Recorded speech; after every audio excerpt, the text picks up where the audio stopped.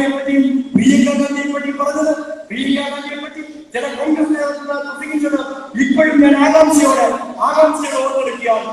ഇന്ദിരാഗാന്ധിയുടെ അതേ കണ്ണാണ് പ്രിയങ്ക ഗാന്ധിക്ക്, ഇന്ദിരാഗാന്ധിയുടെ അതേ മുഖാണ് പ്രിയങ്ക ഗാന്ധിക്ക്. ഇന്ദിരാഗാന്ധി കുടിച്ചിരിക്കുന്നത് പോലെയാണ് പ്രിയങ്ക ഗാന്ധി കുടിച്ചിരിക്കുന്നത്. ഇന്ദിരാഗാന്ധി സാരി കുടിക്കുന്നത് പോലെയാണ് പ്രിയങ്ക ഗാന്ധി സാരി കുടിക്കുന്നത്. എന്തേ ഇന്ദിരാഗാന്ധിയുടെ കണ്ണുള്ള, ഇന്ദിരാഗാന്ധിയുടെ മുമ്പുള്ള, ഇന്ദിരാഗാന്ധി സാരി കുടിക്കുന്ന പോലെ എടുക്കുന്ന, ഇന്ദിരാഗാന്ധി ഇടങ്ങളിൽ നോക്കുന്ന പ്രിയങ്ക ഗാന്ധിയെ ആ ചേരി ഒഴിപ്പിക്കാൻ ഈ രാജ്യത്തിന്റെ ഭരണകൂടം ബുൾഡോസറുമായി പങ്കെടുത്തപ്പോ നമുക്ക് കാണാൻ കഴിഞ്ഞില്ല. എന്തേ സോണിയാഗാന്ധിയെ കാണാൻ കഴിഞ്ഞില്ല, എന്തേ രാഹുൽ ഗാന്ധിയെ കാണാൻ കഴിഞ്ഞില്ല.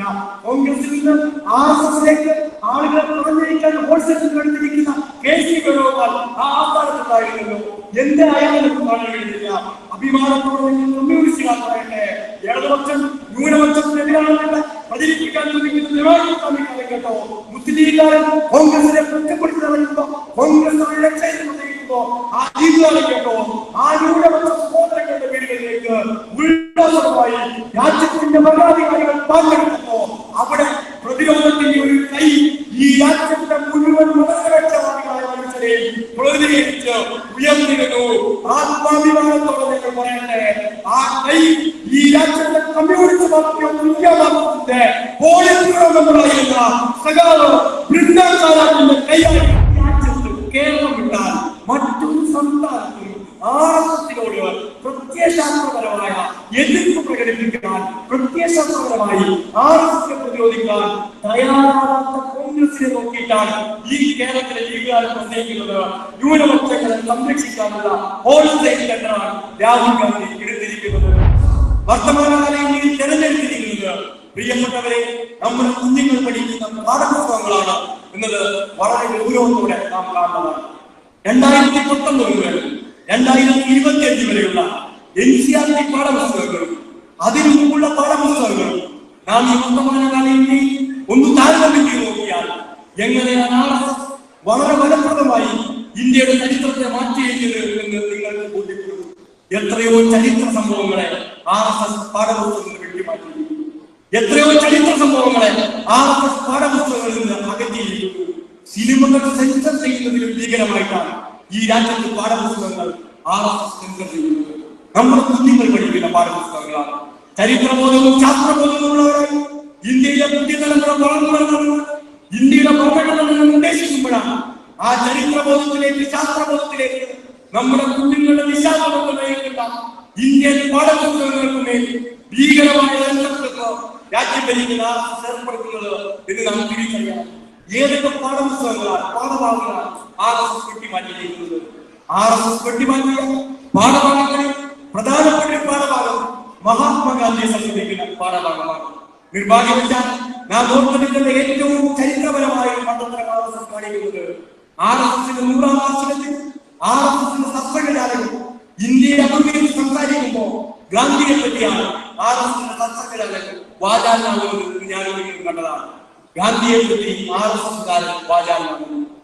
ഗാന്ധിയെ പറ്റി RSSകാരൻ വാചാലനാകുമ്പോൾ ആട്ടുംതോലിന്റെ ചെന്നായി തന്റെ ഇരയെ മുൻകാലത്ത് കീഴ്പ്പെടുത്തിയതിന്റെ ഏറ്റവും ഭൂതകാലത്തിന്റെ രക്തപങ്കുലമായ ചരിത്രത്തെ മറച്ചു പിടിച്ചാണ് ആ വർത്തമാനം നടത്തുന്നതിന് എങ്ങനെയാണ് ഇന്ത്യക്ക് മറക്കാനാവുന്നത്? നമ്മുടെ കുഞ്ഞുങ്ങളുടെ പാഠപുസ്തകത്തിൽ നിന്ന് ഈ മഹാത്മാഗാന്ധിയെ കൊലപ്പെടുത്തിയതിന്റെ ചരിത്രം വെട്ടിമാറ്റിയിട്ടാണ് മഹാത്മാഗാന്ധിയെ പറ്റി RSSന്റെ സംസ്ഥാനം പ്രസംഗിക്കുന്നത്. എല്ലാ RSSകാരും പറയുന്ന പ്രധാനപ്പെട്ട കള്ളത്തരമുണ്ട്. ആ കള്ളത്തരം മറ്റൊന്നുമല്ല, മഹാത്മാഗാന്ധിയുടെ നെഞ്ചിലേക്ക് വെടിയുതിർത്ത നാദുരാമനായ ഗോഡ്സെ RSSകാരനല്ല എന്നാണ്.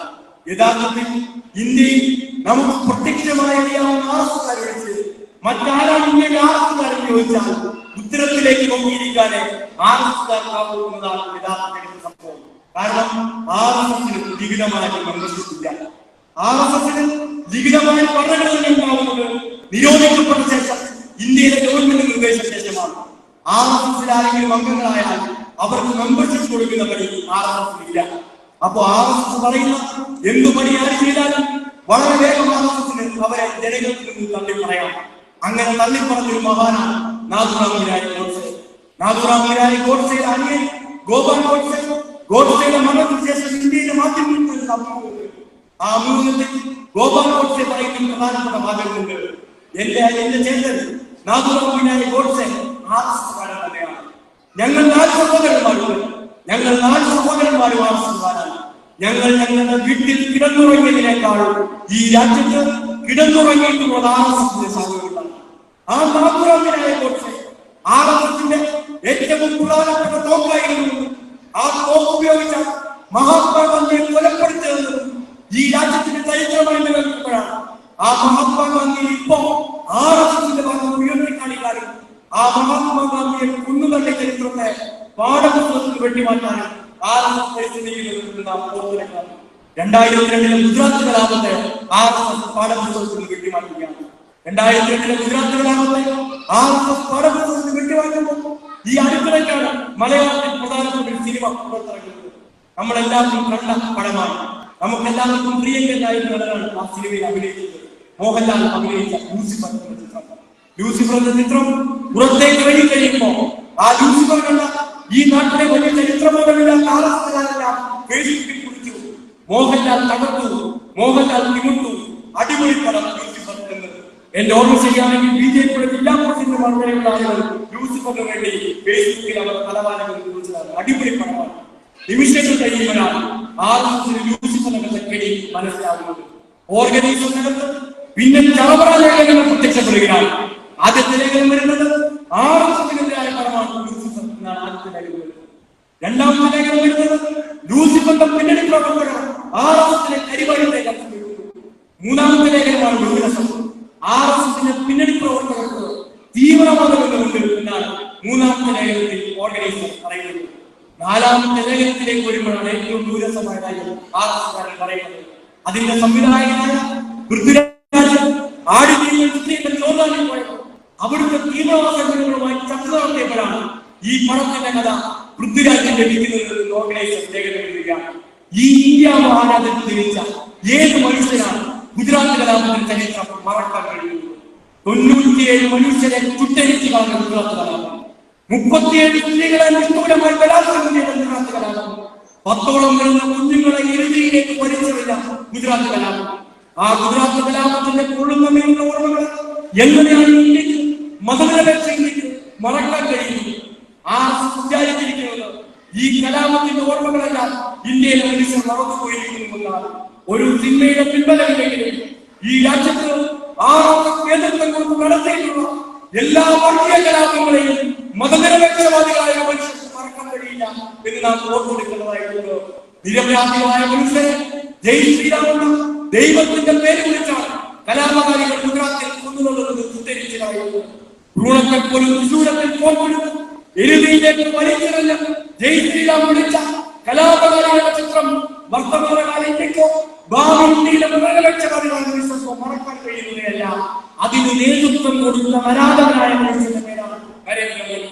അതിനെല്ലാം പിൻബലം കൊടുത്ത മനുഷ്യന്റെ പേരാണ് അമിത്ഷാ. ആ അമിത്ഷയും നരേന്ദ്രമോദിയും നേതൃത്വം കൊടുത്ത് വെച്ചിട്ടുണ്ട് നടപാടിച്ച് ഇന്ത്യയുടെ ഏറ്റവും വലിയ വർഗീയകലാപത്തെ നമ്മുടെ കുഞ്ഞുങ്ങളുടെ പാഠപുസ്തകത്തിൽ നിന്ന് അവർ വെട്ടിമാറ്റുകയാണ്.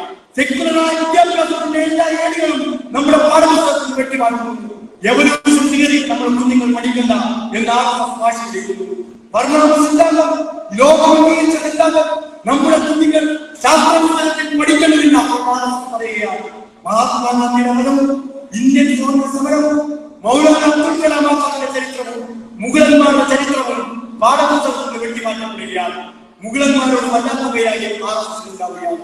നിങ്ങൾ നോക്കൂ, ഏറ്റവും തമാശകരമായ കാഴ്ച വർത്തമാനകാല ഇന്ത്യയിൽ നാം കണ്ടത് പണ്ടെങ്ങോ 17ഓ 18ഓ നൂറ്റാണ്ടിൽ മരിച്ചുപോയ ഔറംഗസീബിന്റെ കല്ലറയിൽ മഹാരാഷ്ട്രയിൽ നിന്നുപോലും ആ 17ആം നൂറ്റാണ്ടിൽ മരിച്ച ഔറംഗസീബിനോട് കരുതിയാത്ത RSS 21ആം നൂറ്റാണ്ടിൽ ആ ഔറംഗസീബിന്റെ കല്ലറ പൊളിക്കാനിപ്പോ മഹാരാഷ്ട്രയിൽ മാത്രം നടത്തുകയാണ്. അപ്പോ പഴയ വർഗീയ വിഷയങ്ങൾ ഒന്നും കിട്ടാത്ത RSS പുതിയ വർഗീയ വിഷയങ്ങൾ ഉണ്ടാക്കി വർത്തമാനകാല ഇന്ത്യയിൽ ജനങ്ങൾക്കിടയിൽ വർഗീയ ദേശീയ ഉണ്ടാക്കാൻ വേണ്ടിയുള്ള പരിശ്രമം നടത്തിക്കൊണ്ടേയിരിക്കുന്നു. അതിന് നമ്മുടെ വിദ്യാഭ്യാസത്തെ അവർ കൂട്ടുപിടിക്കുകയാണ്.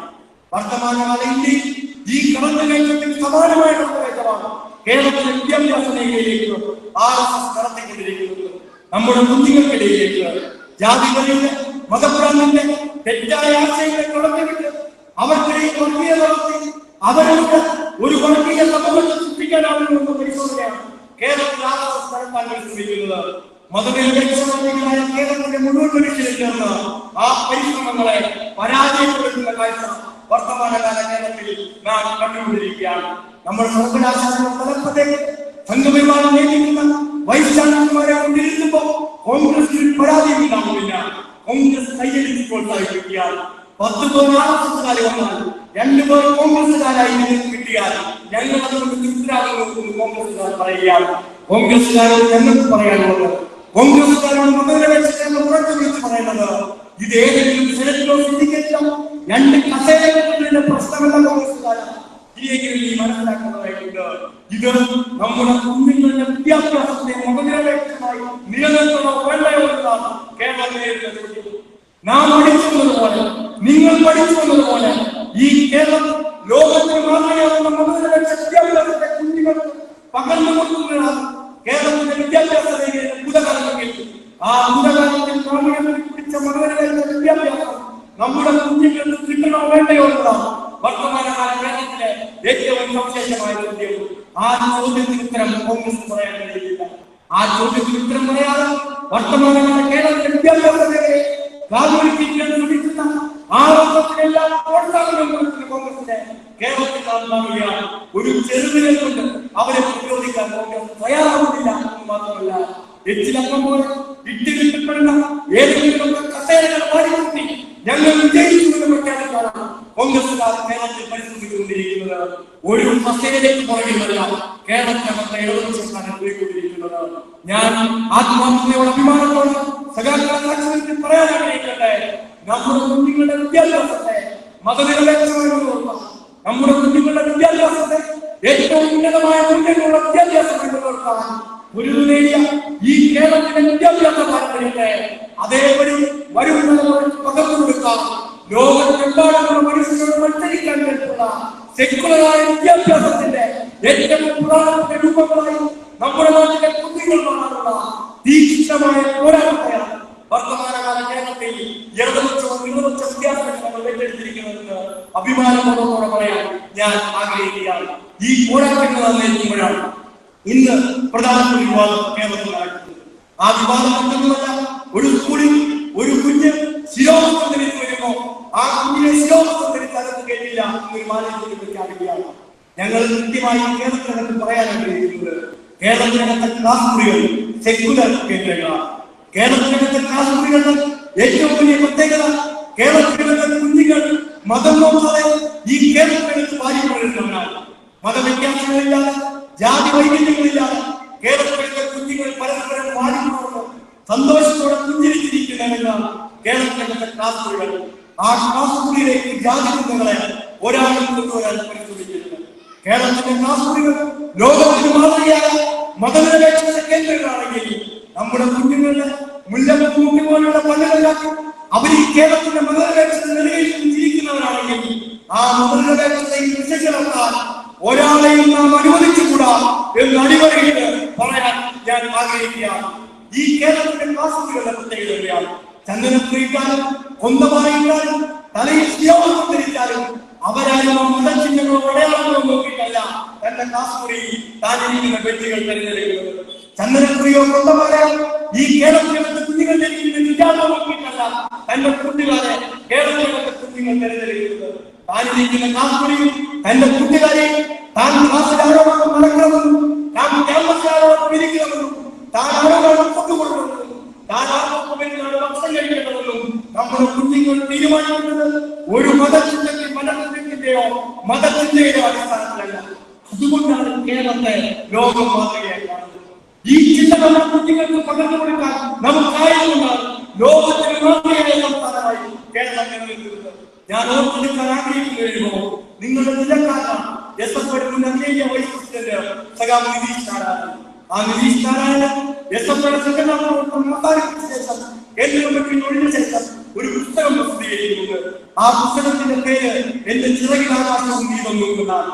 അദ്ദേഹത്തിന്റെ SFI കാലത്തെ ഓർമ്മകളാണ് അദ്ദേഹം ആ പുസ്തകത്തിനകത്ത് വരച്ചു കാട്ടുന്നത്. അതിൽ ഈ രാജ്യം ചർച്ച ചെയ്യുന്ന പ്രധാനപ്പെട്ട അനുഭവം അദ്ദേഹം പങ്കുവെക്കുന്നുണ്ട്. അത് ഗുജറാത്തിലെ അനുഭവമാണ്. എന്തുകൊണ്ടാണ് ക്ലാസ് മുറിയിൽ മതം കൊണ്ടുവരുന്നത് ഈ രാജ്യത്തിന്റെ മറ്റ് സംസ്ഥാനങ്ങളിലേക്ക് നോക്കുന്നതിന്റെ ആ നോക്കുന്നത് മനസ്സിലാക്കുന്ന വികരൂപം മനസ്സിലാക്കുന്നതുകൊണ്ടാണ് എന്ന് പറയാൻ ഞാൻ ആഗ്രഹിക്കുന്നു. ഗുജറാത്തിലെ അനുഭവം നിതീഷ് നിശ്ചയിച്ചിട്ടുണ്ട്. ആ അനുഭവം ഇങ്ങനെയാണ്. ഇപ്പോഴത്തെ ഗുജറാത്ത് സംസ്ഥാന സെക്രട്ടറി ഒരു പെൺകുട്ടിയാണ്, സത്യശാ ലൈവ എന്നാണ് ആ പെൺകുട്ടിയുടെ പേര്. ഏറ്റവും അഭിമാനത്തോടെ പറയുന്നത്, കഴിഞ്ഞ അഖിലേന്ത്യാ സമ്മേളനം കോഴിക്കോട് നടക്കുമ്പോൾ ആ അഖിലേന്ത്യാ സമ്മേളനത്തിന് 2 ദിവസം മുമ്പ് ഗുജറാത്തിൽ നടന്ന സർപഞ്ച് പഞ്ചായത്ത് തെരഞ്ഞെടുപ്പിൽ സർപഞ്ചായി തെരഞ്ഞെടുക്കപ്പെട്ട ആൾ കൂടിയാണ് എസ്എഫ്ഐയുടെ വനിതാ സംസ്ഥാന സെക്രട്ടറിയായ സത്യശാ ലൈവ. സത്യശാ ലൈവ തന്റെ ജീവിതത്തിലെ ഒരു അനുഭവം നിതീഷ് നാരായണോട് വിശദീകരിക്കുന്നുണ്ട്. ഈ രാജ്യം ഏത് രാജ്യം? ഞാൻ നിങ്ങൾ ഈ തലവാനത്തെ സൂചിപ്പിക്കുന്നത് പോലെ മതനിരപേക്ഷ ഇന്ത്യയും ഭരണഘടനയും ഇന്ത്യയെ പറ്റി നാം ചർച്ച ചെയ്യുമ്പോൾ അതേ മതനിരപേക്ഷ ഇന്ത്യയിലെ ഒരു സംസ്ഥാനം, ഏത് സംസ്ഥാനം? രാജ്യം ഭരിക്കുന്ന നരേന്ദ്രമോദിയുടെ സ്വന്തം സംസ്ഥാനം. കുറച്ചുകൂടി പുറകെ പോയാൽ മഹാത്മാഗാന്ധി ജനിച്ച സംസ്ഥാനം ഗുജറാത്ത്. ആ ഗുജറാത്തിന്റെ ഒരു കഥ സത്യശാ ലൈവ വിശദീകരിക്കുകയാണ്. തന്റെ ജീവിതമാണ് സത്യശാ ലൈവ വിശദീകരിക്കുന്നത്. ആ പെൺകുട്ടി പറയുന്നത് ഇങ്ങനെയാണ്: എന്റെ ഗ്രാമം വിഭജിതമായ ഗ്രാമമാണ്. ഓരോ ഗ്രാമങ്ങളിലും ഓരോ ജാതിയിൽപ്പെട്ട മനുഷ്യരാണ് താമസിക്കുന്നത്. ഒരു ജാതിയിൽപ്പെട്ടാൽ മറ്റൊരു ജാതിയിൽപ്പെട്ട മനുഷ്യർ താമസിക്കുന്ന ഗ്രാമങ്ങളിലേക്ക് പോകാറില്ല. ഉയർന്ന ജാതിയിൽപ്പെട്ട മനുഷ്യർ താഴ്ന്ന ജാതിയിൽപ്പെട്ട മനുഷ്യർ താമസിക്കുന്ന ഗ്രാമങ്ങളിൽ പോയാൽ പച്ചവെള്ളം പോലും കുടിക്കാറില്ല. അങ്ങനെ പച്ചവെള്ളം പോലും കുടിക്കാൻ തയ്യാറാകുന്ന ജാതി ബോധത്തിന്റെയും വർഗപരിയുടെയും ഏറ്റവും ഉയർന്ന രൂപമാണ് ഇന്നും ഇന്ത്യയിലെ പല ഗ്രാമങ്ങളെയും നയിക്കുന്നതെന്ന യാഥാർത്ഥ്യ ബോധമാണ് ജീവിതാനുഭവത്തിലൂടെ സത്യശാ ലൈവ പങ്കുവെക്കുന്നത്. സത്യശാ ലൈവ എന്നിട്ട് കൂട്ടിച്ചേർത്തൊരു കാര്യം പറയുന്നത്, എന്റെ നാട്ടിൽ 3 അംഗനവാടിയുണ്ട്. ഓരോ അംഗനവാടിയിലും ഓരോ ജാതിയിൽപ്പെട്ട മനുഷ്യരുടെ കുഞ്ഞുങ്ങളാണ് പഠിക്കുന്നത്. നോക്കൂ, ഓരോ ജാതിയിൽപ്പെട്ട മനുഷ്യരുടെ കുഞ്ഞുങ്ങൾ ഓരോ അംഗനവാടിയിൽ നിന്ന് തന്നെ മതത്തിന്റെ ബാലപാഠങ്ങൾ, മതവ്യത്യാസങ്ങളുടെ ബാലപാഠങ്ങൾ, വർഗീയതയുടെ ബാലപാഠങ്ങൾ പഠിച്ചു വന്നാൽ എങ്ങനെയാണ് മതനിരപേക്ഷയിലേക്ക് നിലനിൽക്കാൻ കഴിയുക? ആ സത്യശാ ലൈവ കൂട്ടിച്ചേർത്ത് ഒരു കാര്യം പറയുന്നത് ഞാൻ ആഗ്രഹിക്കുകയാണ്. സത്യശാ ലൈവ ഇങ്ങനെയാണ് വിശദീകരിക്കുന്നത്: ഇങ്ങനെയുള്ള ജാതി വ്യത്യാസങ്ങൾ അംഗനവാടിയാണ് ഞങ്ങളെല്ലാവരും പഠിച്ചു പോകുന്നത്. ഇതിന്റെ തുടർച്ചയായ സ്കൂളുകളാണ് അവിടെ ഓരോ കുഞ്ഞിനെയും കാത്തിരിക്കുന്നത്.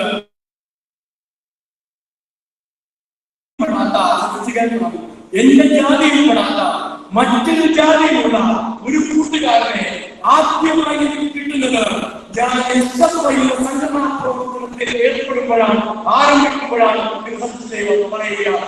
നിങ്ങൾ നോക്കൂ, നമ്മുടെ രാജ്യത്തെ ഗ്രാമങ്ങളിൽ എന്താണ് സംഭവിക്കുന്നത്? നമ്മുടെ നാട്ടിലെ ഗ്രാമപ്രദേശങ്ങളിൽ എന്താണ് സംഭവിക്കുന്നത്? മതത്തിന്റെ ജാതിയുടെ വേലിക്കെട്ടുകളിൽ നിന്നും മുറിഞ്ഞു പോകാത്ത ഗ്രാമപ്രദേശങ്ങളായി നമ്മുടെ നാട്ടിലെ രാജ്യത്തെ പ്രധാനപ്പെട്ട സംസ്ഥാനത്തിന്റെ ഗ്രാമങ്ങളിൽ നിൽക്കുമ്പോൾ അവിടെ മതനിരപേക്ഷ സന്ദേശത്തെ പറ്റി പറയാൻ ഈ രാജ്യത്തെ പാഠപുസ്തകങ്ങൾക്കായില്ലെങ്കിൽ, നമ്മുടെ വിദ്യാഭ്യാസത്തിനായില്ലെങ്കിൽ പിന്നെ വിദ്യാഭ്യാസം കൊണ്ട് എന്താണ് ഫലം എന്ന് നാം ചിന്തിക്കുന്നതായിട്ടുണ്ട്.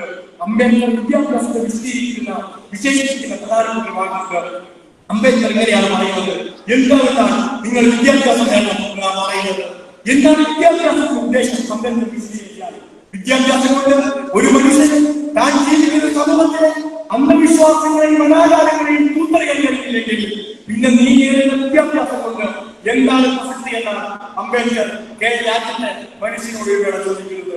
ഈ അന്ധവിശ്വാസങ്ങളെ, അനാചാരങ്ങളെ, മതവൈരാഗ്യങ്ങളെ, വർഗീയവാദത്തെ എല്ലാം നടത്താൻ ഈ രാജ്യത്തെ തെറ്റുകളായ വിദ്യാഭ്യാസത്തെ പകർന്നു കൊടുക്കാൻ നമുക്കായില്ലെങ്കിൽ പിന്നെ എങ്ങനെയാണ് ഒരു മതനിരപേക്ഷ ഇന്ത്യയുടെ ഭാവിയെ പറ്റി നമുക്ക് സ്വപ്നങ്ങൾ കാണാൻ കഴിയുന്നത്? സ്വപ്നം പോലും കാണാൻ അവകാശമില്ലാത്ത മനുഷ്യരായി പ്രിയരെ നാം മാറ്റപ്പെട്ടു പോകും. ഈ കേരളത്തിൽ മതനിരപേക്ഷതയുടെ മത ചിന്തകൾക്ക് അതീതമായ സഹോദര്യത്തിന്റെ ഏറ്റവും പ്രധാനപ്പെട്ട കേന്ദ്രമായി ഈ കേരളം നിലനിൽക്കുമ്പോൾ ആ കേരളത്തിലെ വിദ്യാഭ്യാസ സ്ഥാപനങ്ങളിലേക്ക് പോലും ഇത്തരം ജാതികളുടെ തെറ്റായ സന്ദേശങ്ങൾ എത്തിക്കാൻ വർത്തമാനകാല കേരളത്തിൽ വലിയ പരിശ്രമങ്ങൾ നടന്നുകൊണ്ടിരിക്കുമ്പോൾ ഇതിനെ പ്രതിരോധിക്കാതെ ഒരിഞ്ച് വർത്തമാനകാല കേരളത്തിൽ നമുക്ക് മുന്നോട്ട് പോകാനായില്ല എന്ന് നാം ഓർത്തെടുക്കേണ്ടതായിട്ടുണ്ട്. ഈ രാജ്യത്തെ ഒരു നഗരാജ്യമാക്കി മാറ്റാനുള്ള പരിവർത്തനം രാജ്യത്ത് നടന്നുകൊണ്ടിരിക്കുന്നു. നിർഭാഗ്യവശാൽ ഇതിനെതിരെ പ്രതിരോധിക്കേണ്ട, ഇതിനെതിരെ പ്രതിഷേധം ഉയർത്തേണ്ട ഏറ്റവും പ്രധാനപ്പെട്ട രാജ്യത്തെ പാർട്ടിയായ കോൺഗ്രസ് നിശബ്ദമായി ഇതിനോട് ചേർന്ന് നിൽക്കുന്ന കാഴ്ച വർത്തമാനകാല ഇന്ത്യയിൽ നാം കാണുകയാണ്. ജമാഅത്ത് മുസ്ലിം കേരളത്തിൽ പ്രസംഗിക്കാറുണ്ട്. ഈ അടുത്ത കാലത്ത് ചില ഉപതെരഞ്ഞെടുപ്പുകൾക്ക് ശേഷം കേരളത്തിലുള്ള മീഡിയ ചാനൽ ഏറ്റെടുത്തിരിക്കുന്ന പ്രധാനപ്പെട്ട ഇടതുപക്ഷക്കാരൻ ന്യൂനപക്ഷങ്ങൾക്കെതിരാണ് കേരളത്തിൽ നിന്നാണ്. പ്രിയപ്പെട്ട ജമാഅത്തെ ഇസ്ലാമിക്കാരൻ കേരളത്തിനകത്ത് വർഗീയത ഏറ്റവും പ്രധാനപ്പെട്ട പ്രോത്സാഹനമായി മാറിയിരിക്കുന്ന ജമാഅത്തെ ഇസ്ലാമി, ആ ജമാഅത്തെ ഇസ്ലാമിയെ ഒക്കത്തെടുത്ത് വെച്ചിരിക്കുന്ന യൂണിയൻ ഈ കേരളത്തിനകത്ത് മനസ്സിലാക്കണ്ട, രാജ്യത്ത് മനസ്സിലാക്കണ്ട ഏറ്റവും പ്രധാനപ്പെട്ട ചരിത്ര വസ്തുതയുണ്ട്. കേരളത്തിലെ മതന്യൂനപക്ഷങ്ങൾക്കെതിരായി ചിത്രീകരിക്കാൻ വലിയ പരിശ്രമം വർത്തമാനകാലത്ത് നടക്കുമ്പോ ഈ ഇന്ത്യയുടെ ചരിത്രത്തിൽ വർഗീയതയ്ക്ക് കൊണ്ടുന്ന എല്ലാ വള്ളങ്ങളും കൊടുക്കുന്ന രാഷ്ട്രീയ പാർട്ടി ഏതാണ്? ഇന്ന് ബിജെപി വർഗീയത രാഷ്ട്രീയവുമായി ഇന്ത്യയിൽ അവതരിച്ചിട്ടുണ്ടെങ്കിൽ ആ അവതരിക്കാൻ ആവശ്യമായ എല്ലാ സഹായവും ചെയ്തുകൊണ്ട് രാഷ്ട്രീയ പാർട്ടികളാണ്. ഇന്ത്യയുടെ പുനർവിവേചനത്തിന് മേലേറ്റ ഏറ്റവും വലിയ പോരാണ്. നിസ്സംശയം ഇന്ത്യയിലെ എല്ലാ പുനർവിവേചനങ്ങളായ മനുഷ്യരും ഓരോരുത്തരും കഴിച്ച സംഭവമുണ്ട്. ഇന്ത്യയിലെ പുനർവിവേചനത്തിന് മേൽ ഏറ്റവും തീവ്രമായ പോരാട്ടം 1992 ഈ രാജ്യത്തെ മതനിരപേക്ഷത ഏറ്റവും പ്രധാനപ്പെട്ട കേന്ദ്രമായിരുന്ന ബാബറി മസ്ജിദ് തകർക്കപ്പെട്ടതാണ്. 1857 മുതലാണ് ഈ രാജ്യത്ത് ബാബറി മസ്ജിദ് അയോധ്യയെന്ന രണ്ട് നാമത്തെ പിടിച്ച് ആ കടത്തേറ്റ പേരുള്ള തർക്കം രാജ്യത്ത് ആരംഭിക്കുന്നത്. അത് ബ്രിട്ടീഷ് തന്ത്രമായിരുന്നു. ആ ബ്രിട്ടീഷ് തന്ത്രം പിൽക്കാലത്ത് ആ ബ്രിട്ടീഷ് തന്ത്രത്തെ ഒരു വേള ജവഹർലാൽ എന്ന് പറയുന്നത് നിങ്ങൾ ആ വിഗ്രഹം സരിമതിയിലേക്ക് ഒഴുകൂ എന്ന്. ആ ജവഹർലാൽ പിന്നീട് ഇന്ത്യയിൽ എന്താണ് അതേ ജവഹർലാൽ നെഹ്റുവിന്റെ പിന്മുറക്കാരനായ രാജീവ് ഗാന്ധി ഈ ഇന്ത്യ മഹാരാജ്യം ഭരിക്കുമ്പോഴാണ് ഈ രാജ്യത്തെ പ്രധാനപ്പെട്ട പള്ളിയായ ബാബറി മസ്ജിദിലേക്ക് ആരാധന കവാടം തുറന്നു കൊടുത്തത്. നാം ചോദിക്കേണ്ട ഒരു ചോദ്യമില്ലേ, ഈ രാജ്യത്തെ ന്യൂനപക്ഷങ്ങൾക്ക് അവസാനത്തെ വണ്ടിയാണ് കോൺഗ്രസ്. ജമാഅത്തെ ഇസ്ലാമിക്കാരും മുസ്ലിംകാരും ഇന്ന് ബാബാണ് കേരളത്തിൽ പ്രസംഗിച്ചു മുന്നേറുമ്പോ ഈ ജമാഅത്തെ ഇസ്ലാമിക്കാരും മുസ്ലിംകാരും ആത്മാർത്ഥമായി ഇന്ത്യൻ ചരിത്രത്തെ നോക്കി മനസ്സിലാക്കേണ്ട ഒരു വസ്തുതയില്ലേ. 1992 ആർഎസ്എസിന്റെ കർഷകർ രാജ്യത്തിന്റെ ബാബറി മസ്ജിദ് തകർത്തെടുക്കാൻ അവിടേക്ക് പണിയെടുക്കുമ്പോ ഈ രാജ്യം ഭരിക്കുന്ന രാഷ്ട്രീയ പാർട്ടിയുടെ പേരെന്താണ്? ആ രാഷ്ട്രീയ പാർട്ടി ഇന്ത്യൻ നാഷണൽ കോൺഗ്രസ് ആയിരുന്നില്ലേ? എല്ലാ സൈന്യവും ഇന്ത്യൻ നാഷണൽ കോൺഗ്രസ് ഇരിക്കുന്നില്ലായിരുന്നില്ലേ? എല്ലാ പട്ടാളവും ഇന്ത്യൻ നാഷണൽ കോൺഗ്രസ് ആയിരുന്നില്ലേ? ഭൂരിഭാഗം പ്രസ്ഥാനങ്ങൾ ഭരിച്ചിട്ടുള്ള പാർട്ടി ഇന്ത്യൻ നാഷണൽ കോൺഗ്രസ് ആയിരുന്നില്ലേ? അന്ന് ഇന്ത്യൻ നാഷണൽ കോൺഗ്രസ് നേതൃത്വപ്പെടുന്ന ഏതെങ്കിലും ഒരു നേതാവ് അന്ന് ഈ രാജ്യത്തിന്റെ പട്ടാളത്തെ വിളിച്ച് ആർഎസ്എസിനെ തടഞ്ഞു നിർത്തിയിരുന്നുവെങ്കിൽ ഈ രാജ്യത്ത് ഇന്നും ബാബറി മസ്ജിദ് ഉണ്ടാകുമായിരുന്നില്ലേ? ആ ബാബറി മസ്ജിദ് തകർക്കാൻ ആർഎസ്എസിന് എല്ലാ സഹായവും ചെയ്തു കൊടുത്ത ഈ കോൺഗ്രസിനെയാണോ ന്യൂനപക്ഷങ്ങളുടെ സംരക്ഷകരായി വർത്തമാനകാല ഇന്ത്യയിൽ പ്രതിഷ്ഠിക്കാൻ ലീഗ് പരിശ്രമിച്ചുകൊണ്ടിരിക്കുന്നത്? എത്ര ബുദ്ധിയിട്ടാലും കോൺഗ്രസിന്റെ വർഗീയതമുഖം വെളുക്കില്ല കറുക്കില്ല എന്ന് കോൺഗ്രസിനെ മനസ്സിലാക്കണം. ലീഗ് മനസ്സിലാക്കുന്നതായിട്ടുണ്ട്. കുട്ടിയിൽ നന്നായി വെളുപ്പിക്കാൻ ശ്രമിക്കുക. നന്നായി വെളുപ്പിക്കാൻ ശ്രമിക്കുമ്പോഴും കോൺഗ്രസ് ഭൂതകാലത്തും വർത്തമാനത്തിലും മതനിരപേക്ഷതയ്ക്കെതിരായ അവരുടെ കടന്നുകയറ്റങ്ങളെ ഈ രാജ്യം മറക്കില്ല എന്ന് പറയാൻ ഞാൻ ആഗ്രഹിക്കുന്നു. ഈ അടുത്ത കാലത്താണ് ഛത്തീസ്ഗഡിൽ 2 മലയാളികളായ കന്യാസ്ത്രീമാർ ആക്രമിക്കപ്പെട്ടു എന്ന് മാത്രമല്ലോ, ആ കന്യാസ്ത്രീകളെ നിഷ്ഠൂരമായി ജയിലാക്കിയതിലേക്ക് അവിടുത്തെ ബിജെപി ഗവൺമെന്റ് അടക്കുകയാണ്. 2 കന്യാസ്ത്രീകൾ ചിരവസ്ഥ ഈ രാജ്യത്തിനകത്ത് ഏറ്റവും പവിത്രമായി കാണുന്ന ഈ രാജ്യത്തിനകത്ത് ലോകത്തിനകത്ത് പ്രധാനപ്പെട്ട പദത്തിന്റെ പൗരോഹിത്യമായി കാണുന്ന തിരുവനന്തപുരം ധരിച്ച 2 കന്യാസ്ത്രീകളെ ജയിലകത്തേക്ക് അടയ്ക്കുന്നു. ഞാൻ ചോദിക്കട്ടെ, കേരളത്തിൽ നിന്ന് കോൺഗ്രസിന്റെ എംഎൽഎമാർ പോയി ശരി ഞങ്ങൾ അംഗീകരിക്കുന്നു. ഈ രാജ്യത്ത് വിവിധ ഭാഗത്ത് നിന്ന് കമ്മ്യൂണിസ്റ്റ് പാർട്ടി സഖാക്കളുടെ കൂടിയെത്തി നാം കണ്ടതാണ്. നാം ചോദിക്കേണ്ട ഒരു പ്രധാനപ്പെട്ട ചോദ്യമില്ലേ, ഛത്തീസ്ഗഡിലെ കോൺഗ്രസിന്റെ ഭാഗമായിരിക്കുന്ന PCC പ്രസിഡന്റ് ഈ കന്യാസ്ത്രീമാരെ ആക്രമിച്ച വിഷയത്തിൽ പ്രതികരിക്കുന്നത് ഇന്ത്യ കണ്ടിട്ടുണ്ടോ? അവിടുത്തെ കോൺഗ്രസിന്റെ പ്രതിപക്ഷ നേതാവാണ്, മുൻ കോൺഗ്രസിന്റെ മുഖ്യമന്ത്രിയാണ്. ആ മുൻ കോൺഗ്രസിന്റെ മുഖ്യമന്ത്രിയായി വിളിച്ചത് പറയെ കേരളത്തിലെ മാധ്യമങ്ങൾ മിടുക്കന്മാരാണ്. അവർ കന്യാസ്ത്രീമാർ രാഷ്ട്രീയ ദിവസം മുതൽ ആ കോൺഗ്രസിന്റെ പ്രതിപക്ഷ നേതാവ് പറയാൻ നടക്കുകയാണ്, സാർ ഞങ്ങൾക്ക് കുട്ടികളുടെ കേരളത്തിൽ വിളിച്ച് ആകാംക്ഷയോടെ കാത്തിരിക്കുകയാണ്, എന്താണ് അങ്ങനെ നിലപാടുണ്ട്? ഒരു മാധ്യമത്തിന് മുന്നിൽ നിന്ന് ഈ കന്യാസ്ത്രീകളെ അറസ്റ്റ് ചെയ്യുക, ബെഞ്ചിലെ നടപടി അവരെ ആക്രമിച്ചത് തെറ്റായിരുന്നു എന്ന് പറയാൻ ഛത്തീസ്ഗഡിലെ ഒരു കോൺഗ്രസ് നേതാവ് തയ്യാറായിട്ടില്ല എന്ന് നാം മനസ്സിലാക്കുന്നതായിട്ടുണ്ട്. കർണാടകയിൽ കോൺഗ്രസിന് ആർഎസ്എസിനായി നിലപാടുണ്ടോ? ഉത്തർപ്രദേശിൽ കോൺഗ്രസിന് ആർഎസ്എസിനെതിരായ നിലപാടുകളോ, രാജസ്ഥാനിൽ കോൺഗ്രസിന് ആർഎസ്എസിനെതിരായ നിലപാടുകളോ, മഹാരാഷ്ട്രയിൽ കോൺഗ്രസിന് ആർഎസ്എസിനെതിരായ നിലപാടുകളോ, മധ്യപ്രദേശിൽ കോൺഗ്രസിന് ആർഎസ്എസിനെതിരായ നിലപാടുകളോ, പഞ്ചാബിൽ കോൺഗ്രസിന് ആർഎസ്എസിനെതിരായ നിലപാടുകളോ, ഹരിയാനയിൽ കോൺഗ്രസിന് ആർഎസ്എസിനെതിരായ നിലപാടുകളോ, തെലങ്കാനയിൽ കോൺഗ്രസിന് ആർഎസ്എസിനെതിരായ നിലപാടുകളോ, കോൺഗ്രസ് ഭരിക്കുന്ന 2 സംസ്ഥാനങ്ങളിൽ എടുക്കുക, കർണാടകയിലേക്ക് തെലങ്കാന എടുക്കുക. ഒരു സംസ്ഥാനത്ത് ആ സംസ്ഥാനത്ത് കോൺഗ്രസിന് മുഖ്യമന്ത്രി ആർഎസ്എസിന്റെ ഘടകീയം ഹിന്ദു രാഷ്ട്രത്തെ വാഴ്ത്തുന്ന ഘടകീയം നിയമസഭയിൽ ആരംഭിക്കാൻ തെലങ്കാനയിൽ ഹിന്ദു മതവിശ്വാസത്തിന്റെ പ്രധാനപ്പെട്ട ആരാധനാലയത്തിന്റെ ഭാഗമായ ഒരു ഘോഷയാത്ര നടത്തുമ്പോൾ ബിജെപി ഭരിക്കുന്ന സംസ്ഥാനങ്ങളിൽ എങ്ങനെയാണോ പള്ളികൾ ടാർപോളിട്ട് കൂടുന്നത്, കോൺഗ്രസ് ഭരിക്കുന്ന തെലങ്കാനയിൽ പള്ളികൾ കൂടുകയാണ്. തെലങ്കാനയിൽ കോൺഗ്രസിന് ആർഎസ്എസിനെതിരായ നിലപാടുണ്ടോ? നിങ്ങൾ നോക്ക്, ഈ വാഴയാളത്തിൽ കഴിഞ്ഞ് കേരളം വിട്ടാൽ ആർഎസ്എസിനെതിരായ പ്രത്യയശാസ്ത്രപരമായ നിലപാട് സ്വീകരിക്കുന്നു കോൺഗ്രസിനെ നമുക്ക് എവിടെയാണ് കാണാൻ കഴിയുന്നത്? അധികാരത്തിന് വേണ്ടി ബിജെപിയുമായി കോൺഗ്രസ് ഏറ്റുമുട്ടുന്നില്ല എന്ന് ഞങ്ങൾക്ക് അഭിപ്രായമില്ല. പക്ഷേ പ്രത്യയശാസ്ത്രപരമായി ആർഎസ്എസ് ഉയർത്തുന്ന വർഗീയ രാഷ്ട്രീയത്തിനെതിരായി കോൺഗ്രസിന് എന്ത് നിലപാടാണ് വർത്തമാനകാലത്തിൽ പറഞ്ഞു കൊടുക്കാൻ കഴിയുന്നത്? അവിടങ്ങളിലെല്ലാം ആർഎസ്എസിന്റെ സംഘടനകളോട് സന്ധി ചെയ്യുന്ന കോൺഗ്രസിനെ നാം കാണുകയാണ്. ഛത്തീസ്ഗഡിൽ ന്യൂനപക്ഷങ്ങൾ അടിമേടിക്കുമ്പോൾ കോൺഗ്രസ് ഇടപെടാൻ ഉത്തർപ്രദേശ്, ഉത്തർപ്രദേശ് ജവഹർലാൽ നെഹ്റുവും സോണിയാഗാന്ധിയും ഇന്ദിരാഗാന്ധിയും രാഹുൽ ഗാന്ധിയും പ്രതികരിക്കില്ല. ഉത്തർപ്രദേശിൽ ന്യൂനപക്ഷങ്ങൾ കടിമേടിക്കുമ്പോ കോൺഗ്രസിന് അവിടെ പ്രതിഷേധമില്ല. ഗുജറാത്തിലെ കോൺഗ്രസിന്റെ എംപിയാണ് പ്രസംഗിക്കുകയാണോ ഗോമാതാവിനെ ദേശീയ മൃഗമായി പ്രഖ്യാപിക്കണം എന്ന് ഗുജറാത്തിലെ കോൺഗ്രസിന് ആർഎസ്എസിനെതിരായ നിലപാടില്ല. ഈ രാജ്യത്ത് കേരളം വിട്ടാൽ മറ്റൊരു സംസ്ഥാനത്തും ആർഎസ്എസിനോട് പ്രത്യയശാസ്ത്രപരമായ എതിർപ്പ് പ്രകടിപ്പിക്കാൻ, പ്രത്യയശാസ്ത്രപരമായി ആർഎസ്എസിനെ പ്രതിരോധിക്കാൻ തയ്യാറാകാത്ത കോൺഗ്രസിനെ നോക്കിയിട്ടാണ് ഈ കേരളത്തിലെ ലീഗുകാർ പ്രസംഗിക്കുന്നത്. ന്യൂനപക്ഷങ്ങളെ സംരക്ഷിക്കാനുള്ള ഹോൾസെയിൽ ടെൻഡറാണ് രാഹുൽ ഗാന്ധി എടുത്തിരിക്കുന്നത് എന്ന് ഒരു കാര്യം ആത്മാഭിമാനത്തോടെ നാം കമ്മ്യൂണിസ്റ്റുകാർ പറയേണ്ടതായിട്ടുണ്ട്. വാഴയാളത്തിന് കഴിഞ്ഞ് ഈ കേരളത്തിലേക്ക് എടുക്കുമ്പോൾ കേരളത്തിൽ പിണറായി ഇടതുപക്ഷ ഭരണം കേരളത്തിൽ നിലനിൽക്കുമ്പോ രാജ്യത്തെ ക്രൈം റെക്കോർഡുള്ള പുറത്തുവിട്ട ഏറ്റവും വലിയ കണക്ക് കോൺഗ്രസുകാരെ പഠിക്കണം. രാജ്യത്തെ എല്ലാം മുതൽവെച്ചവരെയായ പഠിക്കണം. ക്രൈം റെക്കോർഡ് ബ്യൂറോ ഈ രാജ്യത്ത് പുറത്തുവിട്ട ഏറ്റവും പുതിയ കണക്കനുസരിച്ച് ഏറ്റവും കുറവ് വംശീയ ജാതീയ കലാപങ്ങളും സംഘർഷങ്ങളും നടക്കുന്ന സംസ്ഥാനം, ആ സംസ്ഥാനത്തിന്റെ പേര് ഇടതുപക്ഷം ഭരിക്കുന്ന കേരളമാണ് എന്ന് നാം മനസ്സിലാക്കുന്നതായിട്ട്. ഈ കേരളത്തിൽ ഇടതുപക്ഷത്തിന്റെ ശക്തി കേന്ദ്രമായി കേരളത്തിലാണ് ഒരു ന്യൂനപക്ഷത്തെ നിർമ്മിക്കാൻ ആർഎസ്എസ് ധൈര്യപ്പെടുന്നത്. ഇടതുപക്ഷത്തിന്റെ ശക്തി കേന്ദ്രമായി ഈ കേരളത്തിലാണ് ഒരു ദളിതനെ കൊടുക്കാൻ ആർഎസ്എസ് ധൈര്യപ്പെടാത്തത്. ഒരു ജമാഅത്ത് ഇസ്ലാമിക്കാരൻ ഈ കേരളത്തിലിറങ്ങി അഴിഞ്ഞാടാൻ കഴിയാത്തത് ഇവിടെ ഇടതുപക്ഷമുള്ളതുകൊണ്ടാണ്. രാഷ്ട്രീയമായി ഞങ്ങൾ ചോദിക്കട്ടെ, കോൺഗ്രസിനടുത്ത് നിങ്ങൾക്ക് പ്രതിരോധിക്കാനാവുന്നുണ്ടോ? പക്ഷെ അഭിമാനത്തോടെ ഞങ്ങൾ പറയുന്നു, ഞങ്ങൾ ഉള്ളിടത്ത് ഞങ്ങൾ പ്രതിരോധിക്കുന്നുണ്ട്. ഇടതുപക്ഷമുള്ളിടത്ത് ഞങ്ങൾ പ്രതിരോധിക്കുന്നുണ്ട്.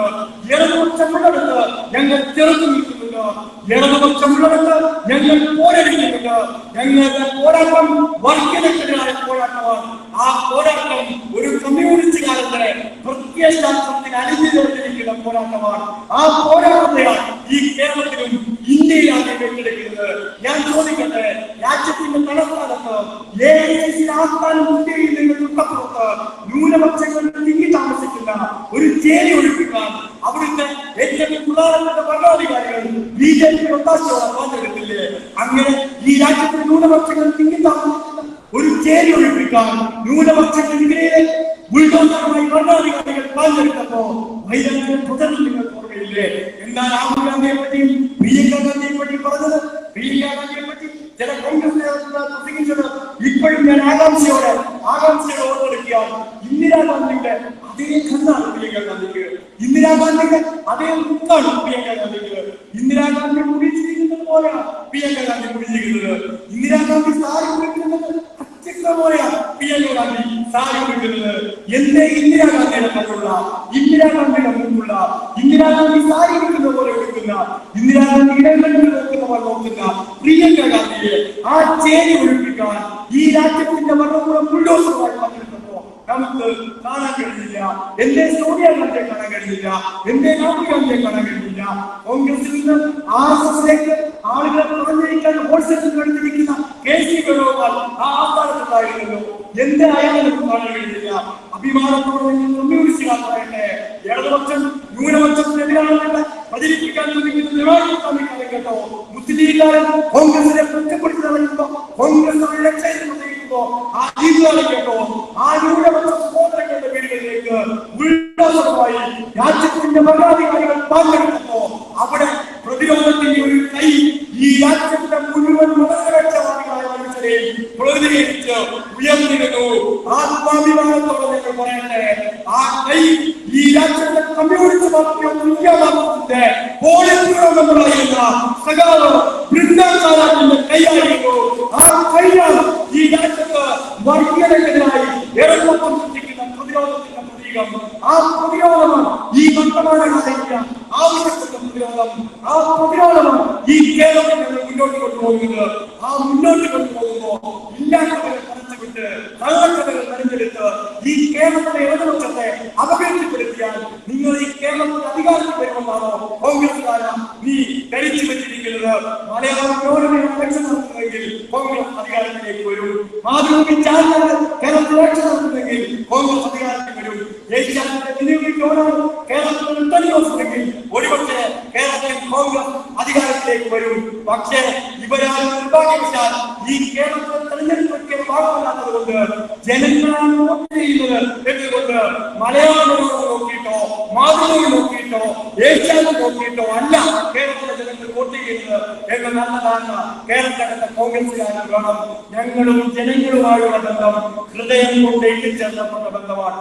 കേരളത്തിലെ ഇടതുപക്ഷം രൂപീകരണമായ നടന്നത് ഈ കേരളത്തിലെ ഏറ്റെടുത്ത പോരാട്ടങ്ങൾ, ആ പോരാട്ടങ്ങളുടെ ജനങ്ങളുമായി ഉണ്ടാക്കിയിരുന്ന ബന്ധം, ആ ബന്ധം ചോരയായി ചേർക്കപ്പെട്ട ബന്ധമാണ്. ആ ബന്ധത്തിന്റെ ഇരേടത്തെ കുറിക്കാൻ ഒരു പ്രചരണത്തിനും ഈ കേരളത്തിൽ സാധിക്കുമെന്ന് അഭിമാനത്തോടെ പറയാൻ ഞങ്ങൾ ആഗ്രഹിക്കാം. 57 EMS ഗവൺമെന്റിനെ 59 നിങ്ങൾ പിരിച്ചുവിടുമ്പോൾ നിങ്ങൾ പ്രഖ്യാപിച്ചു. ഇതാ കേരളത്തിൽ കമ്മ്യൂണിസ്റ്റ് പാർട്ടി അവസാനിച്ചു. 67 EMS ഗവൺമെന്റിനെ 69 അസ്ഥിരപ്പെടുത്തുമ്പോ നിങ്ങൾ പ്രഖ്യാപിച്ചു. ഇതാ കമ്മ്യൂണിസ്റ്റ് പാർട്ടി അവസാനിച്ചിരിക്കുന്നു. 80 ഗവൺമെന്റിനെ പിന്നീട് അട്ടിമറിക്കുമ്പോഴും അതിശേഷങ്ങൾ മാറി ഓരോ മതനിരക്ഷണം വരുമ്പോഴും നിങ്ങൾ ഈ കേരളത്തിൽ പ്രസംഗിച്ചു. ഇതാ ഇവരാണ് അവസാനത്തെ മുഖ്യമന്ത്രിമാർ എന്ന് EMS കോൺഗ്രസിന്റെ ഇടതുപക്ഷത്തിന്റെ അവസാനത്തെ മുഖ്യമന്ത്രിയായ പ്രചരണത്തിൽ കോൺഗ്രസ് പ്രചരണത്തിൽ EMS കേരളത്തിലെ അവസാനത്തെ കമ്മ്യൂണിസ്റ്റ് മുഖ്യമന്ത്രിയായിരുന്നു. കോൺഗ്രസ് പ്രചരണത്തിൽ ഇടതുപക്ഷത്തിന്റെ അവസാനത്തെ മുഖ്യമന്ത്രിയായിരുന്നു. കോൺഗ്രസ് പ്രചരണത്തിൽ VSS കേരളത്തിലെ അവസാനത്തെ മുഖ്യമന്ത്രിയായിരുന്നു. ഇടതുപക്ഷത്തിന്റെ സഖാവ് പിണറായി വിജയൻ ആദ്യം കേരളം ഭരിക്കാൻ വരുമ്പോഴും കേരളത്തിലെ മാധ്യമങ്ങൾ പറഞ്ഞില്ല അവസാനത്തെ കമ്മ്യൂണിസ്റ്റ് മുഖ്യമന്ത്രി വന്നിരിക്കുന്നു എന്ന്. ആ പിണറായിയാണല്ലോ വീണ്ടും അധികാരത്തിലെത്തി 9 വർഷമായി തുടർച്ചയായി ഏറ്റവും അധികം തവണ തുടർച്ചയായി കേരളം ഭരിക്കുന്നതിന്റെ ചരിത്രത്തിൽ എഴുതപ്പെടുന്ന മലയാള മനോരമയ്ക്കും കോൺഗ്രസിനും ഇതുവരെ ഉൾക്കൊള്ളാൻ സാധിച്ചിട്ടില്ല. 997 കുറഞ്ഞ ഒരു രാഷ്ട്രീയ ഇല്ലാതെ സഖാവ് പിണറായിക്കെതിരെ ഈ നാട്ടിൽ വിശ്വാസയോഗ്യമായ എന്തെങ്കിലും ഒരു കാര്യത്തെ ഉയർത്തിക്കാണിക്കാൻ ഈ കോൺഗ്രസിന് കഴിഞ്ഞിട്ടുണ്ടോ? ഈ കേരളത്തിലെ സംയുക്ത രാഷ്ട്രീയത്തിന്റെ ഏറ്റവും പ്രകടമായ പ്രതീകമായ കേരളത്തിന്റെ ഇടതുപക്ഷത്തിന്റെ കരുത്തായ സഖാവ് പിണറായി അവതരിപ്പിക്കുന്ന വഴി ഈ പാർട്ടിയെ തകർക്കാനാണ് നിങ്ങൾ പരിശ്രമിക്കുന്നതെന്ന നല്ല ബോധ്യമില്ലാതെയും ഈ കേരളത്തിലെ ഇടതുപക്ഷമുണ്ട്. അതുകൊണ്ടാണ് നിങ്ങൾ എത്ര ആക്രമിക്കുമ്പോഴും നിങ്ങൾ എത്ര വാങ്ങിട്ട് ദുഷ്പ്രചരണങ്ങൾ ആ മനുഷ്യനെ ഉണ്ടാക്കുമ്പോഴും കരുത്തവർ കേരളത്തിലെ ജനങ്ങളും പാർട്ടികളും ആ മനുഷ്യന് മുന്നിൽ ഇങ്ങനെ അടിപതറാതെ അടിയുറച്ചു നിൽക്കുന്നത്.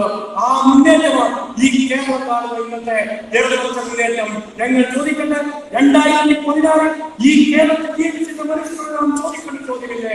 ആ 2016 നാം കണ്ട കേരളമാണോ 2025 കേരളം? എത്രയോ കേരളം മാറിയിരിക്കുന്നു. കേരളത്തിൽ മാറാത്ത മേഖലയിലാണ് വിദ്യാഭ്യാസ മേഖല മാറിയില്ലേ? ആരോഗ്യരംഗം മാറിയില്ലേ? ഈ കേരളത്തിന്റെ വികസന രംഗം മാറിയില്ലേ? തൊഴിൽ രംഗം മാറിയില്ലേ? കേരളത്തിനകത്ത് ഒരിക്കലും നടക്കില്ലെന്ന് BJP-ക്കാരും കോൺഗ്രസിനാരും വിധിയെഴുതിയ എത്രയോ പദ്ധതികൾ ഈ കേരളത്തിൽ നടപ്പിലായിരിക്കുന്നു. അങ്ങനെ നിങ്ങൾ നടപ്പിലാക്കുമെന്ന് പ്രഖ്യാപിച്ച പദ്ധതികൾ പോലും നടപ്പിലാക്കി കേരളത്തിൽ ഇടതുപക്ഷ ഗവൺമെന്റ് മുന്നോട്ട് പോവുകയാണ്.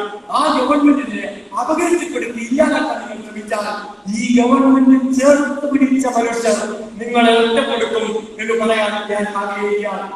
കോൺഗ്രസ്സുകാരോട് ഞങ്ങൾ അഭ്യർത്ഥിക്കുന്നത്, നിങ്ങൾ സാധാരണഗതിയിൽ വീടുകളിലേക്ക് പോയി തെരഞ്ഞെടുപ്പ് പ്രവർത്തനം നടത്തുന്നത് രാഷ്ട്രീയ പ്രവർത്തനം നടത്തുന്നവരെ അല്ല. പക്ഷേ കോൺഗ്രസിനോട് ഞങ്ങൾ അഭ്യർത്ഥിക്കുന്നത്, ഇപ്പൊ തെരഞ്ഞെടുപ്പായിരുന്നുണ്ടെങ്കിലും നിങ്ങൾ ഈ കേരളത്തിനകത്ത വീടുകളിലേക്ക് ഒന്ന് പോകാൻ തയ്യാറാവണം. അങ്ങനെ ഈ കേരളത്തിനകത്ത വീടുകളിലേക്ക് നിങ്ങൾ ചെല്ലുമ്പോ നിങ്ങൾ നമ്മളെ കാണാൻ കഴിയുന്നത് ക്ഷേമ പെൻഷൻ വാങ്ങിക്കുക, സന്തോഷത്തോടെ ജീവിക്കുക മനുഷ്യരെ ആയിരിക്കും. നിങ്ങൾ കുഞ്ഞുങ്ങളോ വീട്ടിലേക്ക് ചെന്നാൽ ഈ കേരളത്തിനകത്ത് ഹൈടെക് ക്ലാസ് മുറിയിൽ നിന്ന് AC മുറികളിൽ നിന്ന് ഈ കേരളത്തിലെ അത്യാധുനിക സൗകര്യങ്ങളോടെ പഠിക്കുന്ന കുഞ്ഞുങ്ങളുള്ള പൊതുവിദ്യാലയങ്ങളിൽ പഠിക്കുന്ന മക്കളുള്ള വീടുകളിലേക്കായിരിക്കും. അവിടെ സർക്കാർ കിട്ടിയ കുഞ്ഞുങ്ങളുടെ വീടുകളിലേക്ക് നിങ്ങൾക്ക് പോകാൻ കഴിയും. സ്റ്റാർട്ടപ്പ് മിഷന്റെ ഭാഗമായി സഹായം ലഭിച്ച് ഈ കേരളത്തിലെ ബിസിനസ് നടത്തി അന്തസ്സായിരിക്കുന്നവരുടെ വീട്ടിലേക്ക് നിങ്ങൾക്ക് ചെല്ലാൻ കാണാനും കഴിയും. ഒരു മതവൈയോ വർഗീയതയാവുമില്ലാതെ സ്നേഹത്തോടെ കെട്ടിപ്പുറത്തിരിക്കുന്ന മനുഷ്യരെ നിങ്ങൾ വീട്ടിലേക്ക് പോയാൽ കഴിയും. അത് ഇടതുപക്ഷം കേരളം ഭരിക്കുന്നത് കൊണ്ടാണ് എന്ന ബോധ്യം കേരളത്തിലുണ്ട്. ഈ കേരളത്തിൽ ഇടതുപക്ഷമല്ലായിരുന്നെങ്കിൽ ഈ കേരളം നാമാവിശേഷമായി പോകുമായിരുന്നു എന്ന് മനസ്സിലാക്കുന്നവരാണ് ഈ കേരളത്തിനകത്ത മനുഷ്യർ അത്രയും. ആ മനുഷ്യരെയാണ് നിങ്ങൾ തെറ്റിദ്ധരിപ്പിക്കാൻ ശ്രമിക്കുന്നത്. നല്ല നാടകന്മാരായി കേരളത്തിലെ UDF മാറിയിരിക്കുന്നു. നിങ്ങളുടെ സമീപ ജില്ലയിലാണ് ഏറ്റവും കൂടുതൽ UDF സ്ഥാനങ്ങൾ ഇപ്പോ അതിനെപ്പറ്റി വിശദീകരിച്ചുകൊണ്ട് ഞാൻ അതിനെപ്പറ്റി പറയാതെ ആഗ്രഹിക്കുന്നില്ല. പക്ഷെ ഒരു കാര്യം കോൺഗ്രസിനോട് പറയാൻ ഞങ്ങൾ ആഗ്രഹിക്കുന്നു. മൂക്കിൽ നിന്നും 2 തുള്ളി രക്തം താഴെ ഇറ്റു വീഴുമ്പോൾ അതാണ് ഈ കേരളത്തിനകത്ത് നടന്ന ആദ്യ പോരാട്ടത്തിന്റെ തുള്ളി രക്തമെന്നൊന്നും കോൺഗ്രസുകാരാ നീ പറഞ്ഞു വെക്കാൻ തയ്യാറായി പോയെങ്കിൽ ഈ കേരളത്തിന്റെ ചരിത്രം അറിയാവുന്ന ആർക്കെങ്കിലും ഈ 2 തുള്ളി രക്തത്തെ കേരളത്തിന്റെ ചരിത്രവുമായി കൂട്ടിക്കെത്താൻ കഴിയുമോ? ഞാൻ വരുന്നത് ആലപ്പുഴയിലാണ്. ഈ മാസം 22-ാം തീയതി അവിടെ ഒരു മഹാരക്തസാക്ഷി അനുസ്മരണത്തിന്റെ കൊടി വരികയാണ്. 22 വരെ 27 വരെയുള്ള ഉന്നപ്രവേലാന്റെ വാർഷികാഘോഷം ആലപ്പുഴയിൽ ആരംഭിക്കാൻ പോവുകയാണ്. കേരളത്തിലെ കോൺഗ്രസുകാരൻ കേൾക്കണം, ഈ കേരളത്തിനകത്ത് BJP-ക്കാരൻ കേൾക്കണം. ഒരു BJP-യുടെ ബുദ്ധിശൂന്യനായ തലച്ചോറ് RSS പണയം വെച്ച എന്താണ് താൻ പറയുന്നതെന്ന് തനിക്ക് പോലും മനസ്സിലാവുന്നതിനെ പ്രസംഗിച്ചുകൊണ്ടിരിക്കുന്ന സുരേഷ് ഗോപി പ്രസംഗിച്ചത് ആലപ്പുഴയിലെ പോരാട്ടങ്ങളാണ്. ആലപ്പുഴയെ എന്തോ കുഴപ്പത്തിലെത്തിച്ചത് എന്നാൽ ആ ആലപ്പുഴയിൽ പോയിട്ട് പ്രസംഗിച്ചാൽ കുറ്റിച്ചൂലെടുത്ത് തൊഴിലാളികൾ അടിച്ചോടി പോകുന്നതാണ് BJP-യുടെ ഈ നേതാക്കന്മാർ ഉണ്ടാവുന്നതായിട്ടുണ്ട്. 46-ൽ അവിടുത്തെ സഖാക്കളും കർഷക തൊഴിലാളികളും കയറ്റി തൊഴിലാളികൾ നടത്തിയ പോരാട്ടമുണ്ടല്ലോ. ആ പോരാട്ടമാണ് ഈ രാജ്യത്തിന്റെ സ്വാതന്ത്ര്യ സമരത്തിന്റെ ഉൾപ്പെടെ പേജുകളിൽ ഉൾപ്പെട്ട പോരാട്ടം എന്ന് തിരിച്ചറിയണം.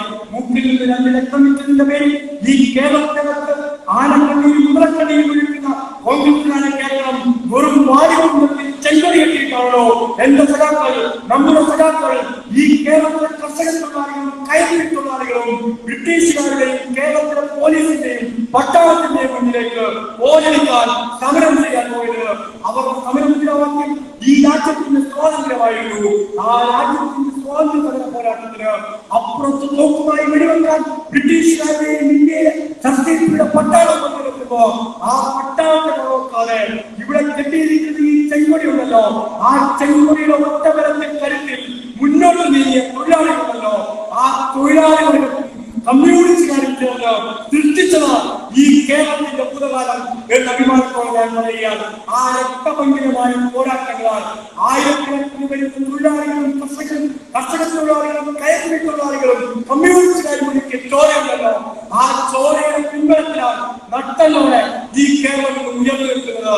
ആ പോരാട്ടങ്ങളെ മുന്നോട്ട് നയിച്ചവരാണ് ഞങ്ങൾ കമ്മ്യൂണിസ്റ്റുകാർ. ആ പോരാട്ടത്തിന്റെ പിന്മുറക്കാരാണ് ഞങ്ങൾ കമ്മ്യൂണിസ്റ്റുകാർ. ആ കമ്മ്യൂണിസ്റ്റുകാർ പറയട്ടെ, നിങ്ങളുടെ ഈ രാഷ്ട്രീയ നാടകങ്ങൾക്ക് പുല്ലുവില ഈ കേരളത്തിലെ ജനങ്ങൾ കൽപ്പിക്കാൻ പോകുന്നില്ല. എത്രയോ മനുഷ്യർ ഈ കേരളത്തിന്റെ തെരുവീതികളിൽ ആക്രമിക്കപ്പെട്ടിരിക്കുന്നു. ഈ കേരളത്തിനകത്ത് നിയമസഭയിലേക്ക് നിങ്ങൾ നോക്കിയാൽ ഇപ്പോൾ MP ആക്രമിച്ചു കൊണ്ടാണ് കോൺഗ്രസിന്റെ പരിദേവനം. അടിയന്തരാവസ്ഥ കാലത്ത് ഒരു MLA-ക്ക് മൃഗീയമായ മണ്ഡലം ഈ രാജ്യത്ത് ഏറ്റുവാങ്ങേണ്ടി വന്നിട്ടുണ്ട് കോൺഗ്രസുകാരാ. ആ MLA ഈ കണ്ണൂർ ജില്ലയിൽ ജയിച്ചു വാങ്ങുന്ന മനുഷ്യനായിരുന്നു. ആ മനുഷ്യൻ കമ്മ്യൂണിസ്റ്റുകാരുടെ പേരിൽ അടിയന്തരാവസ്ഥ കാലം ഭീകരമായ മണ്ഡലത്തിന് വിധേയരായ മനുഷ്യനാണ്.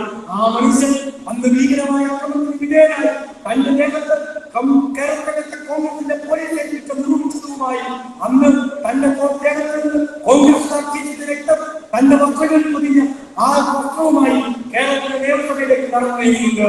അന്ന് അതുല്യനായ കമ്മ്യൂണിസ്റ്റുകാരൻ കേരളത്തിലെ നിയമസഭയിൽ നടത്തിയ പ്രസംഗമുണ്ട്.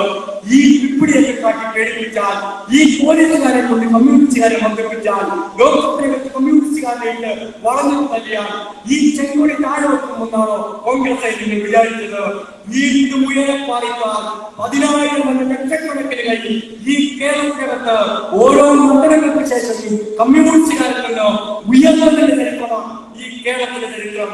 അവിടെ ഓരോ പറ്റി പറയുമ്പോ ഞങ്ങൾക്ക് നിങ്ങളെ പറയുന്നത് കേൾക്കുമ്പോ പൊട്ടിച്ചിരിക്കാനല്ലാതെ, സഹകരിപ്പിക്കാനല്ലാതെ, സഹതാപം കണ്ണീർ മാറ്റാനല്ലാതെ കഴിയുന്നില്ല എന്ന് പരമത്വത്തോടെ പറയാൻ ഞാൻ ആഗ്രഹിക്കുകയാണ്. ഞാൻ അവസാനിപ്പിക്കുന്നു. ഞങ്ങൾ കമ്മ്യൂണിസ്റ്റുകാർ നടത്തുന്ന രാഷ്ട്രീയ പ്രസംഗങ്ങൾ ഒരുപക്ഷെ കോൺഗ്രസുകാരന് നന്നായി ഗ്രഹിക്കണമെന്നില്ല. എന്റെ നാട്ടിൽ ഒരു ഞാൻ നേരത്തെ പറഞ്ഞത്, രാജസ്ഥാനിൽ അദ്ദേഹം രാജ്യസഭയുടെ എം പി ആയിരുന്നു. രാജ്യസഭയിൽ രാജസ്ഥാനിൽ എം പി ആയിരിക്കുമ്പോഴാണ് പെട്ടെന്ന് അദ്ദേഹത്തിന് ബോധോദയം ഉണ്ടാവുന്നത് ആരുടെ പാർലമെന്റിലേക്ക് മത്സരിക്കണമെന്ന്. അപ്പൊ തന്നെ എല്ലാം പറഞ്ഞു, അങ്ങ് രാജിവെച്ചിക്കൊണ്ട് വന്നാൽ അവിടെ നീതിയില്ലാൻ പോകുന്നത് BJP ആണ് എന്ന് അന്ന് കേജ്രിവാൾ പറഞ്ഞു. ആരെങ്കിലും വേണമെങ്കിൽ ജയിച്ചോട്ടെ, പക്ഷെ എനിക്ക് എന്റെ കസേര മാത്രം മതി. അങ്ങനെ കേജ്രിവാൾ ആലപ്പുഴയിൽ വന്നു. അദ്ദേഹം മത്സരിച്ചു, അദ്ദേഹം ജയിച്ചു. നല്ല കാര്യം, സന്തോഷം. അദ്ദേഹം ജയിച്ച ശേഷം ഇപ്പോ ആലപ്പുഴയിൽ കലാപരിപാടി നടത്തുന്നുണ്ട്. ആ കലാപരിപാടി ജയിച്ച കുഞ്ഞുങ്ങളെ ആദരിക്കുന്ന പരിപാടിയാണ്. നല്ല കാര്യം. രാജധാനി സംഘടിപ്പിക്കുന്നു. വിവിധ മേഖലയിൽ ജയിച്ച കുഞ്ഞുങ്ങളെ വിളിച്ചിരുത്തി അദ്ദേഹം മൊമെന്റ് കൊടുക്കുകയാണ്. ഒരു കാര്യത്തിൽ ശ്രീ കേജ്രിവാളിനെ ഹൃദയം കൊണ്ട് SFIക്കാരന്റെ നിലയിൽ ഞാൻ അഭിനന്ദിക്കുകയാണ്. നമ്മുടെ പാർട്ടി കഴിയാണെങ്കിൽ പോലും അഭിനന്ദിക്കാമെന്ന് അറിയില്ല. കാരണം കുഞ്ഞുങ്ങളെ അനുമോദിക്കുന്ന ഈ വേദിയിലേക്ക് കേരളത്തിനകത്ത് ഒരു കോൺഗ്രസ് നേതാവിനെ പോലും കേജ്രിവാൾ ഉദ്ഘാടനം ചെയ്യാനേ വിളിച്ചില്ല. കാരണം കേരളത്തിലെ ഒരു കോൺഗ്രസ് നേതാവിനെ കുഞ്ഞുങ്ങൾ കൂടുന്ന വേദിയിൽ കൊണ്ടിരുത്താൻ കൊള്ളാത്തവരാണ് AICC ജനറൽ സെക്രട്ടറി തന്നെ കേരളത്തിനകത്ത് പ്രഖ്യാപിച്ചു കഴിഞ്ഞിരിക്കുന്നു. അദ്ദേഹം ഒന്ന് തെലങ്കാനയിലെ മുഖ്യമന്ത്രിയാണ് കൊണ്ടുവന്നത്. രണ്ടാമത്തെ കൊണ്ടുവന്നത് കർണാടകയിലെ ഒരു മന്ത്രിയാണ്. പാവം കർണാടകയിലെ മന്ത്രി ഇതുപോലെ യോഗത്തിന് നിൽക്കുകയാണ്. മുന്നിലിരിക്കുന്ന നിഷ്കളങ്കരായ കുഞ്ഞുങ്ങളാണ്. കുഞ്ഞുങ്ങൾക്ക് ഒരു പ്രത്യേകതയുണ്ട്. കുഞ്ഞുങ്ങളുടെ ചിരി വളരെ മാധുര്യമുള്ളതും നല്ല നിഷ്കളങ്കവുമാണ്. നിഷ്കളങ്കമായി ചിരിക്കുന്ന കുഞ്ഞുങ്ങളുടെ നോക്കി കേരളത്തിലെ കോൺഗ്രസ് കള്ളം പറയാൻ പറ്റും, പക്ഷേ കർണാടകയിലെ ആ മനുഷ്യൻ എന്തുകൊണ്ടോ കള്ളം പറയാൻ പറ്റിയില്ല. അദ്ദേഹം തന്നെ സൂപ്പർ ഒരു പ്രസംഗം കേരളത്തിൽ കുഞ്ഞുങ്ങളോട് നടത്തി. എന്താ കോൺഗ്രസുകാരെ അദ്ദേഹം പ്രസംഗിച്ചത്? നമ്പർ 1 കേരളമെന്നത് കമ്മ്യൂണിസ്റ്റുകാരുടെ പ്രിയമാണെന്നാണ് കേരളത്തിലെ കോൺഗ്രസുകാരൻ ഇത്രയും നാൾ പറഞ്ഞുകൊണ്ടിരുന്നത്. നിഷ്കളങ്കമായ കുഞ്ഞുങ്ങളെ വിളിച്ചിരുത്തി കർണാടകയിലെ കോൺഗ്രസുകാരനായ മന്ത്രി പ്രസംഗിച്ചു. കേരള നമ്പർ 1 എവിടെ? ഇൻ എഡ്യൂക്കേഷൻ, വിദ്യാഭ്യാസത്തിൽ കേരളം ഒന്നാമതാണ്. കേരള നമ്പർ 1 ഇൻ എവിടെ? ഹെൽത്ത് കെയർ, ആരോഗ്യരംഗത്ത് കേരളം ഒന്നാമതാണ്. കേരള നമ്പർ 1 ഇൻ എവിടെ? കേരളത്തിൽ മനുഷ്യവിഭവശേഷി ഹ്യൂമൻ ഡെവലപ്മെന്റിൽ കേരളം ഒന്നാമതാണ്. നമ്പർ 1 കേരളം എന്നത് ഇടതുപക്ഷക്കാരുടെ പ്രചരണമല്ല, മരമണ്ണന്മാരായ കോൺഗ്രസുകാരെ ഇനിയെങ്കിലും ഒന്ന് തിരിച്ചറിയും. ഈ ലോകവും ഇന്ത്യയിലെ മറ്റെല്ലാ മനുഷ്യരും അംഗീകരിച്ചതാണ്. ഇതിന് തിരിച്ചറിയാനും അംഗീകരിക്കാനും നിങ്ങൾ മാത്രമാണ് ഈ കേരളത്തിനകത്ത് അവശേഷിക്കുന്നതെന്ന് ബുദ്ധിശൂന്യരായ കോൺഗ്രസുകാരാ നിങ്ങൾ മനസ്സിലാക്കണം. അദ്ദേഹം പറഞ്ഞൊരു വാചകം പറഞ്ഞു. ഞാൻ എന്റെ പ്രസംഗം അവസാനിപ്പിക്കുകയാണ്. നല്ല നെടുവീർ പ്രസംഗത്തിൽ അദ്ദേഹം പറഞ്ഞൊരു വാചകം ഇങ്ങനെയാണ്. നല്ല ഇംഗ്ലീഷ്, നല്ല വടിവത്ത ഭാഷയിൽ അദ്ദേഹം പ്രസംഗം പറഞ്ഞത്, Kerala has become the shining model for the rest of India എന്നാണ്. ഇംഗ്ലീഷ് അറിയാമോ? ഏതെങ്കിലും കോൺഗ്രസുകാരോ മീഡിയ ആണോ ഈ പ്രസംഗത്തിന്റെ ശബ്ദമെത്തുന്ന ഏതെങ്കിലും കൂടി ഇരിക്കുന്നുണ്ടെങ്കിൽ കേൾക്കാൻ വേണ്ടി പച്ച മലയാളത്തിൽ ഞാനത് മലയാളത്തിൽ തർജ്ജമ ചെയ്ത് പറയാം. സഖാവ് പിണറായി വിജയൻ. ആരാണ് Pinarayi Vijayan? Communist party of India മണ്ഡലത്തിന്റെ കോഴിക്കോട് മെമ്പറായ ഈ കേരളത്തിലെ കമ്മ്യൂണിസ്റ്റ് പാർട്ടിയെ കരുത്തോടെ നയിക്കുന്ന കേരളത്തിലെ ഇടതുപക്ഷത്തിന്റെ നേതാവ് സഖാവ് പിണറായി വിജയൻ ഭരിക്കുന്ന ഇടതുപക്ഷം നേതൃത്വം കൊടുക്കുന്ന ഈ കേരളമാണ് ഇന്ത്യയിലെ മറ്റെല്ലാ സംസ്ഥാനങ്ങൾക്കും തിളങ്ങിയുന്ന മാതൃകയായാണ് കോൺഗ്രസുകാരായ മന്ത്രിക്ക് ഈ കേരളത്തിൽ നിന്ന് പ്രസംഗിക്കാൻ പറ്റുന്നതെങ്കിൽ ഈ മാതൃകയാണ് കേരളത്തിലെ ജനങ്ങളാഗ്രഹിക്കുന്ന മാതൃകയെന്ന് ഒരിക്കലും കൂടി അടിവരയിക്കൊണ്ട് പറഞ്ഞുകൊണ്ട് വർഗീയതയ്ക്കെതിരായ പോരാട്ടം കമ്മ്യൂണിസ്റ്റുകാരുടെ പ്രത്യയശാസ്ത്രമായ പോരാട്ടമാണ് എന്ന് ഓർമ്മപ്പെടുത്തി ഞാൻ അവസാനിപ്പിക്കുന്നു.